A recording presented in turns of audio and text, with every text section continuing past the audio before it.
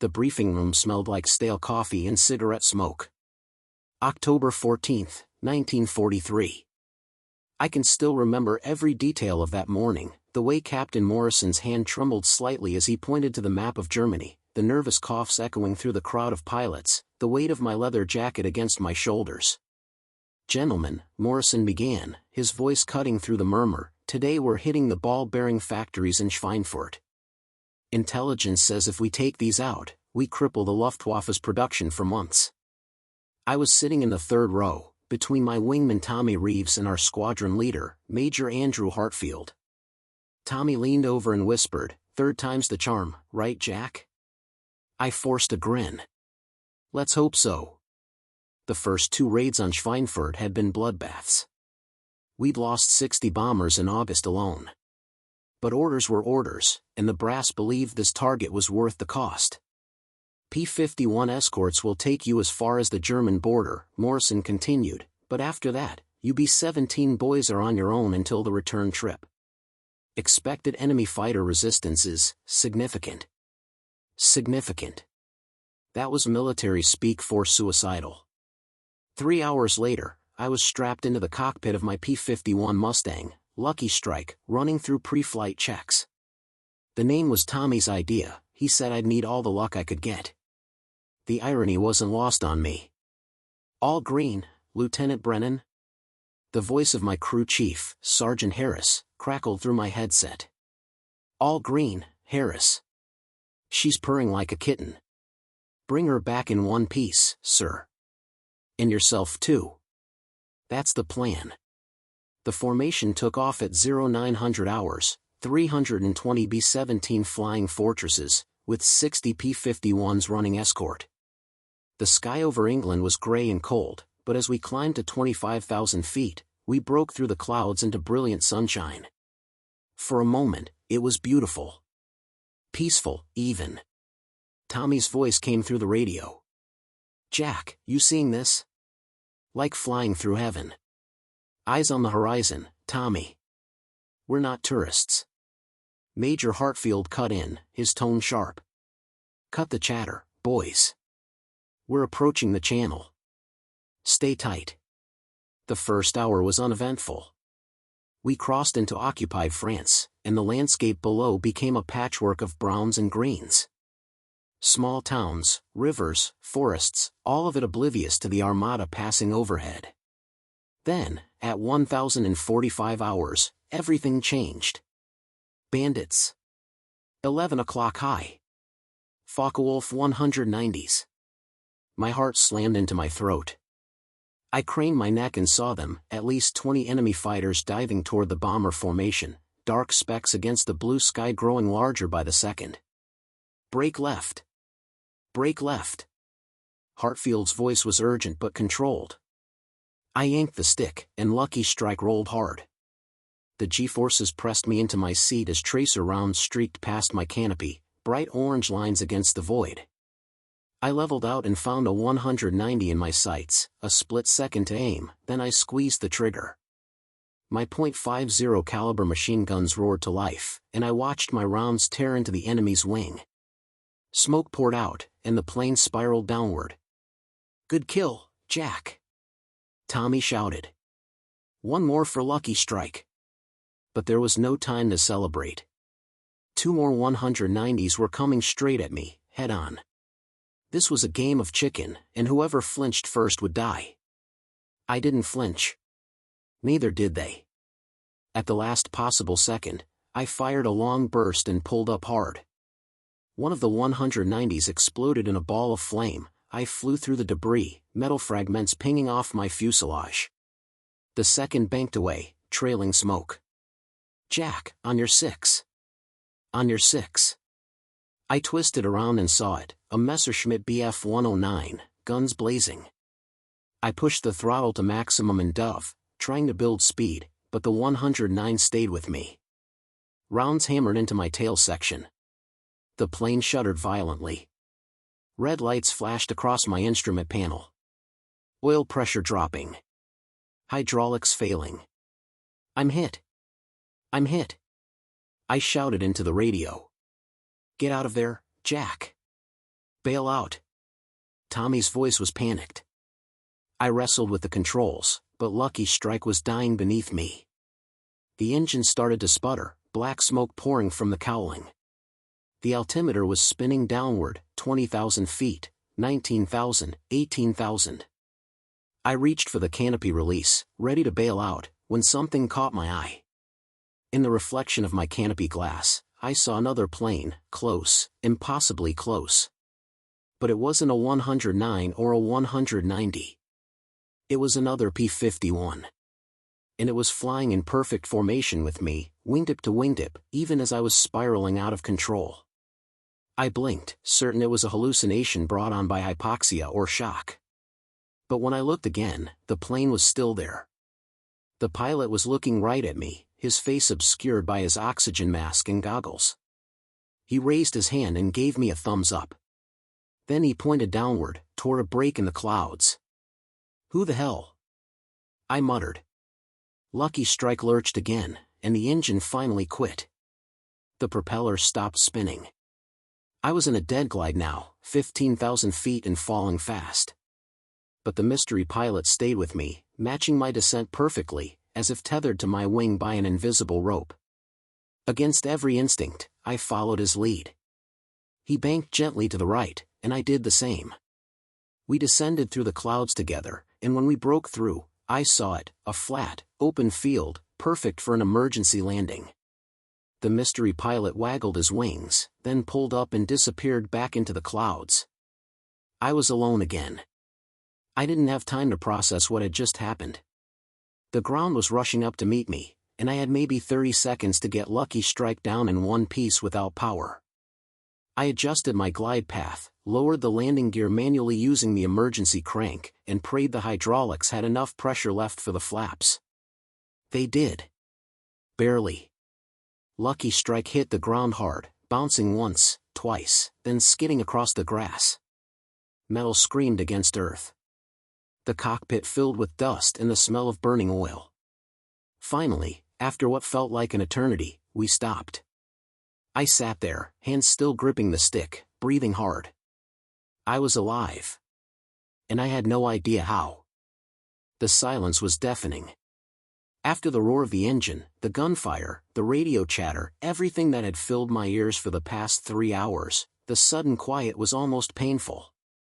I sat in the cockpit for a full minute, just listening to my own breathing and the tick-tick-tick of the cooling engine.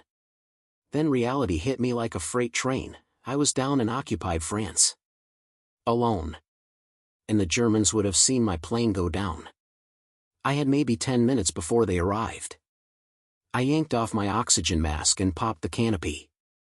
Fresh air rushed in, carrying the smell of grass and earth. I climbed out onto the wing, my legs shaky, and dropped to the ground. Lucky Strike looked like she'd been through a meat grinder, bullet holes stitched across the fuselage, the tail section shredded, one landing gear collapsed at an angle.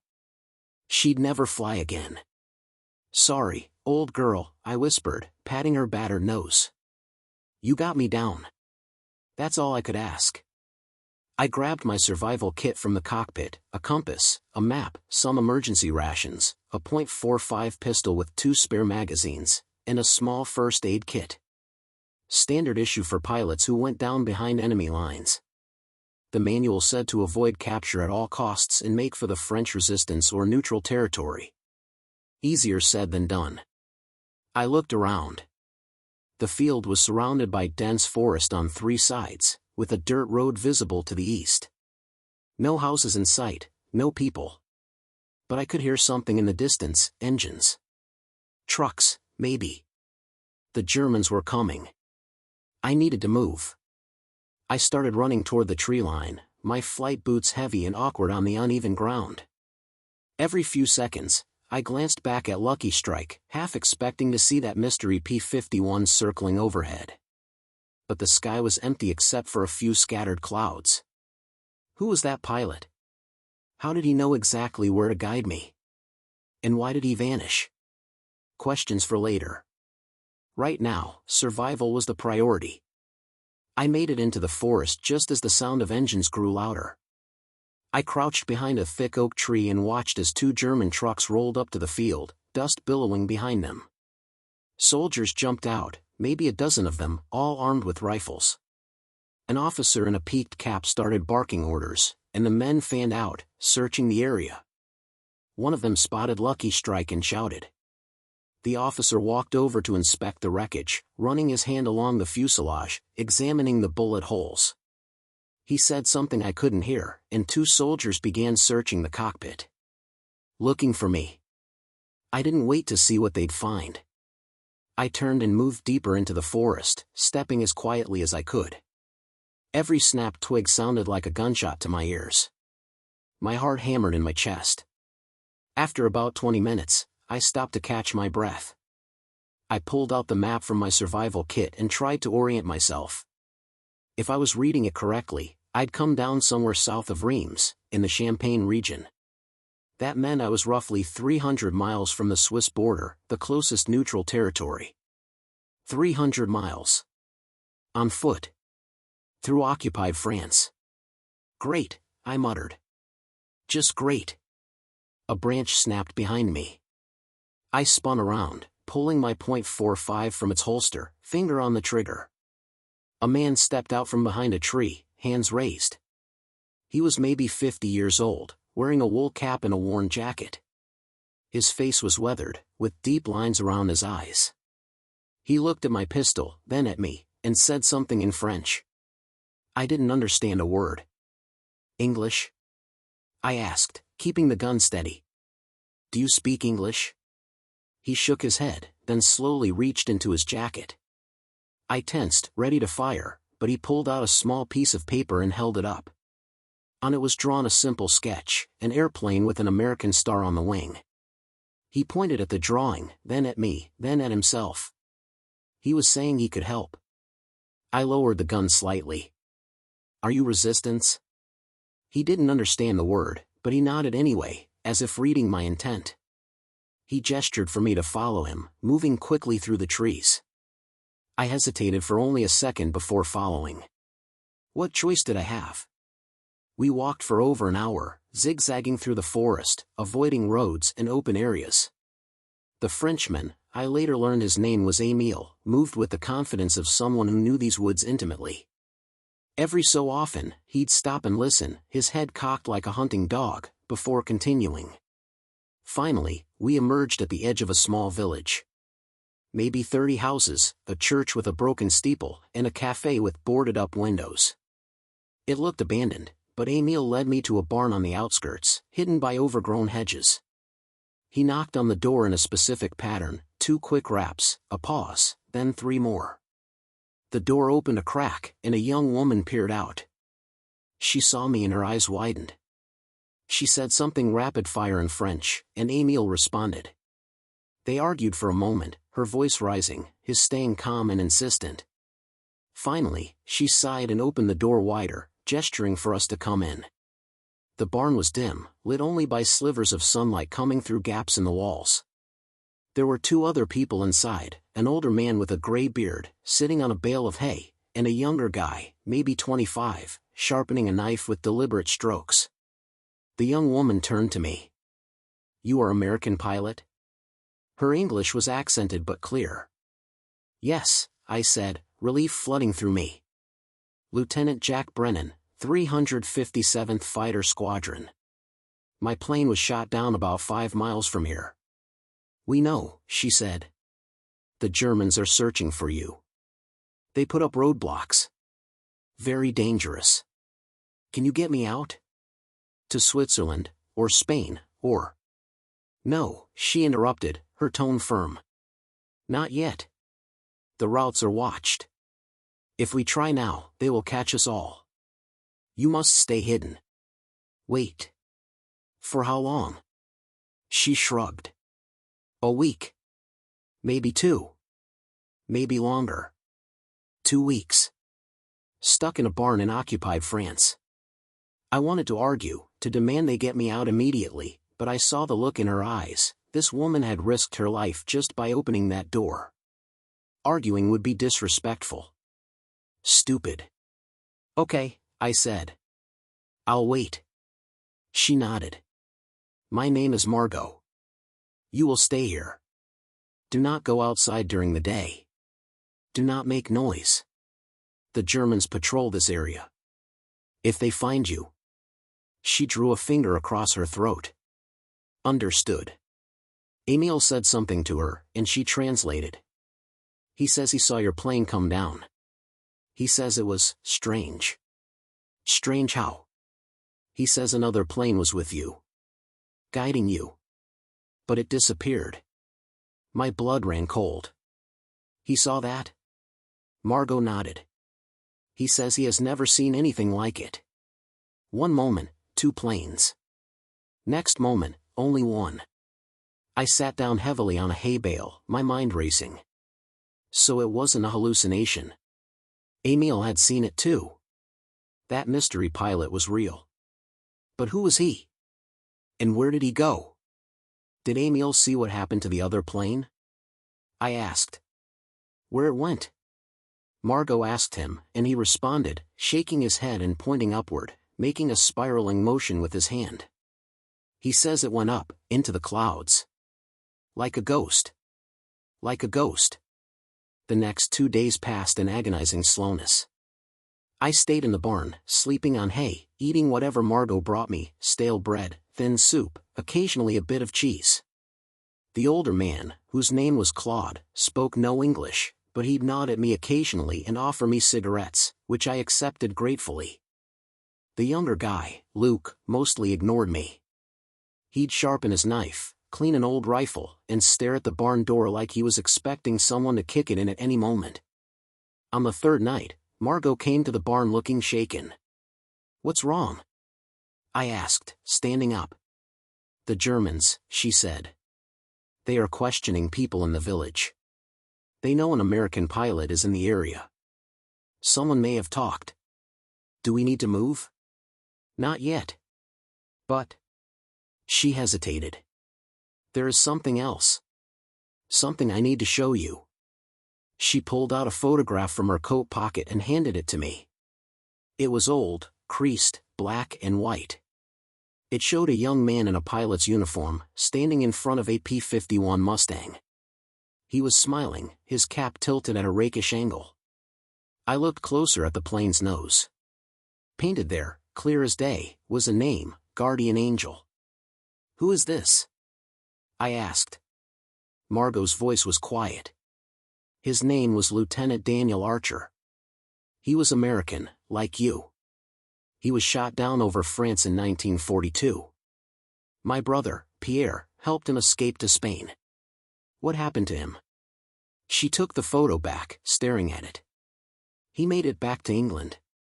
Returned to his squadron. But 3 months later, he was killed in action over Germany. His plane was never found. I felt a chill run down my spine. Why are you showing me this? Margot looked up at me, her eyes searching mine. Because Emil described the plane that guided you. He says it had markings on the nose. An angel with wings.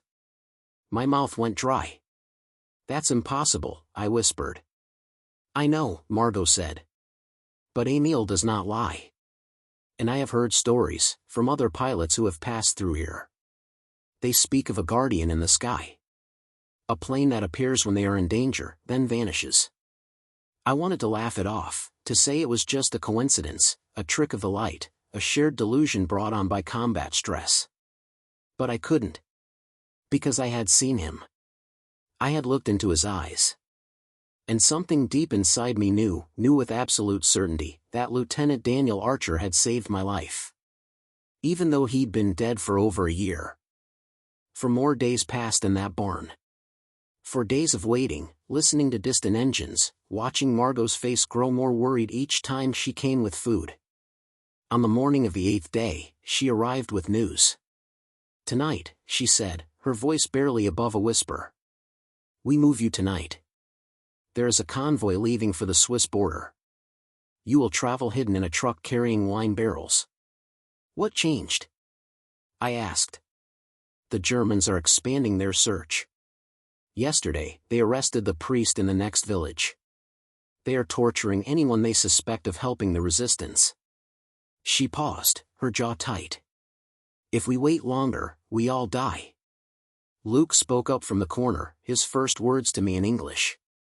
She is right. We leave at midnight. Be ready. The hours crawled by. I checked my .45 3 times, counted my ammunition, studied the map until I'd memorized every road and river. Claude sat silently, smoking his pipe. Emile arrived near dusk, exchanged quiet words with Margot, then nodded at me with something that might have been respect, or pity. At 11:45 p.m., Margot returned with a set of civilian clothes, a worn jacket, dark trousers, a cap that smelled like tobacco and sweat. Put these on. Hide your uniform.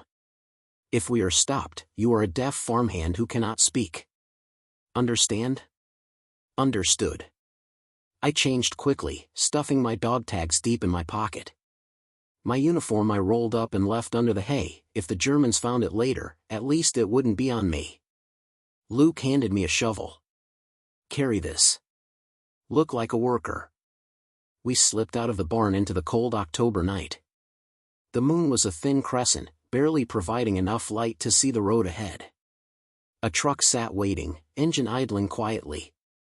The driver, a grizzled man I hadn't seen before, gestured impatiently for us to hurry. The back of the truck was loaded with wooden wine barrels. Luke and Emile moved two of them aside, revealing a hollow space just big enough for a person to crawl into. In, Margot ordered.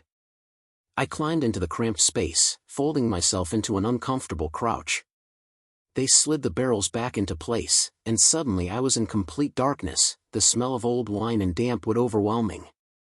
I heard the tailgate slam shut, muffled voices, then the truck lurched forward. This was it. Either I'd make it to Switzerland, or I'd end up in a German POW camp. Or worse. The truck drove for what felt like hours, stopping and starting, the barrels shifting and creaking around me. My legs cramped. My back ached. But I didn't dare move or make a sound. Then we stopped. I heard voices, German voices. Sharp, authoritative. A checkpoint. My heart hammered against my ribs. I pressed myself deeper into the tiny space, hardly daring to breathe. Heavy boots walked around the truck. The tailgate opened with a metallic screech. A flashlight beam swept across the barrels, inches from my hiding spot. More German words. The driver responded, his French accent thick, his tone casual. I heard laughter, the Germans were joking about something.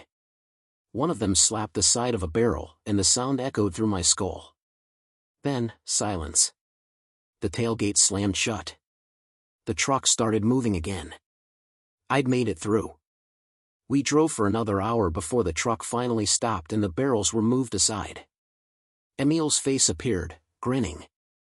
We are close. 2 more kilometers, then you cross on foot.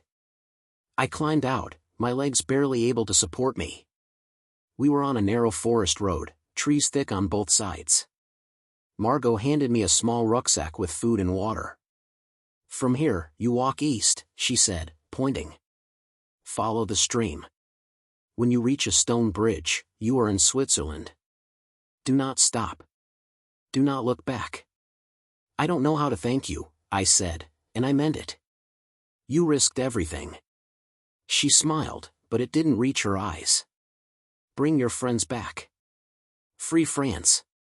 That is how you thank us. I shook hands with Emile, Claude, and even Luke, who finally cracked a small smile. Then I turned and started walking, the forest swallowing me within seconds. I followed the stream for nearly an hour, my boots squelching in the mud, branches whipping at my face. The water gurgled beside me, a constant companion in the darkness.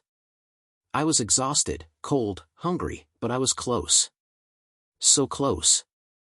Then I heard it. An engine. High above. I stopped and looked up through the canopy of trees.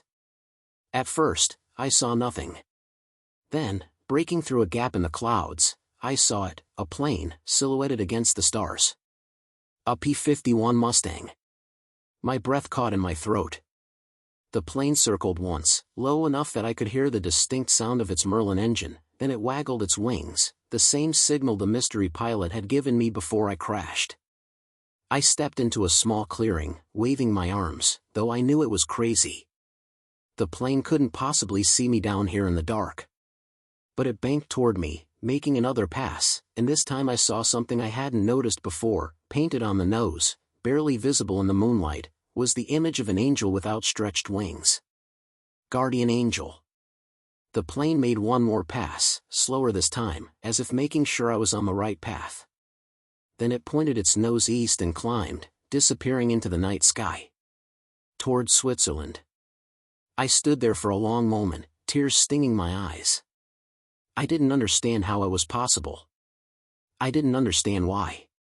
But I knew, beyond any doubt, that Lieutenant Daniel Archer had guided me one last time. "Thank you," I whispered to the empty sky. "Thank you, brother." Then I turned east and kept walking. I crossed the stone bridge 20 minutes later. 2 Swiss border guards were waiting on the other side, rifles at the ready. When I raised my hands and said, "American pilot," in my exhausted English, they lowered their weapons and one of them smiled. "Welcome to Switzerland, Lieutenant." I collapsed to my knees on the bridge, overwhelmed. I was safe. I was alive. And I owed it all to a ghost. 3 weeks later, American Embassy, Bern, Switzerland. I was debriefed by intelligence officers, given new clothes, fed properly for the first time in weeks. They arranged transport back to England, where I'd rejoin my squadron, or what was left of it. The Schweinfurt raid had been as bloody as expected. We'd lost 60 B-17s in their crews. Tommy Reeves had made it back, along with Major Hartfield. Lucky Strike was officially listed as destroyed. But before I left Switzerland, I asked the intelligence officer, a captain named Mercer, if he'd ever heard of Lieutenant Daniel Archer. Mercer pulled out a file. Daniel Archer. 357th Fighter Squadron. Shot down over Germany, March 1943. Aircraft never recovered. Why do you ask? I heard stories about him. From the French resistance. Mercer gave me a strange look. There are a lot of stories about Archer. Some of the guys in his old squadron swear they've seen his plane. Guardian Angel, they called it. Said it showed up during rough missions, helped pilots find their way home. He leaned back in his chair.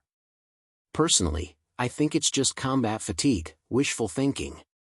Men see what they need to see up there. Maybe, I said.